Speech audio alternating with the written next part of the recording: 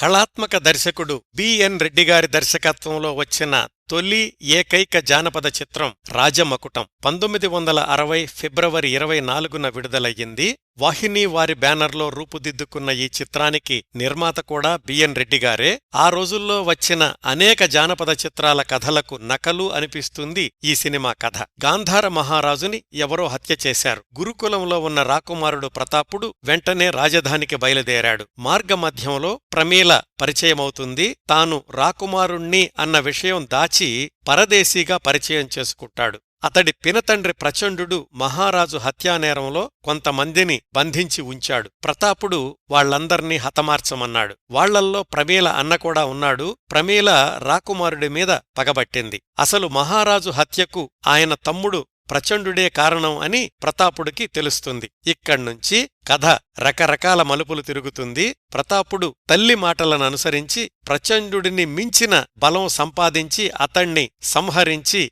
ప్రమీలకు తన మీదనున్న అపోహను తొలగించి ఆమెను వివాహం చేసుకోవడంతో కథ ముగుస్తుంది. ఈ సినిమాకి కథా మాటలు రాసింది డివి నరసరాజుగారు. పాటలు దేవులపల్లి, కొసరాజు, నాగరాజు. సంగీతం మాస్టర్ వేణు. ఈ సినిమాలోని పాటలన్నీ ప్రజాదరణ పొందినవే. ముఖ్యంగా ఏడనున్నాడో ఎక్కడున్నాడో నా చుక్కల రేడు, సడిసేయకోగాలి సడిసేయబోకే లాంటివి. ఈ చిత్రంలో ప్రతాపుడిగా ఎన్టీఆర్, ప్రమీలగా రాజసులోచన, ప్రతాపుడి తల్లిగా కన్నాంబ, ప్రచండుడిగా గుమ్మడి నటిస్తే మరికొన్ని పాత్రల్లో రాజనాల, పద్మనాభం, సురభి కమలాబాయి, వంగర మొదలైన వారు కనిపిస్తారు. ఈ సినిమా బిఎన్ రెడ్డి గారికి దర్శకుడిగా అంత పేరు తెచ్చిపెట్టనప్పటికీ నిర్మాతలకు నష్టాలు తీసుకురాలేదు అని ఆనాటి వార్తలు. కొద్దిపాటి తారాగణం మార్పులతో సమాంతరంగా తమిళంలో కూడా నిర్మించారు ఈ రాజమకుటం చిత్రాన్ని.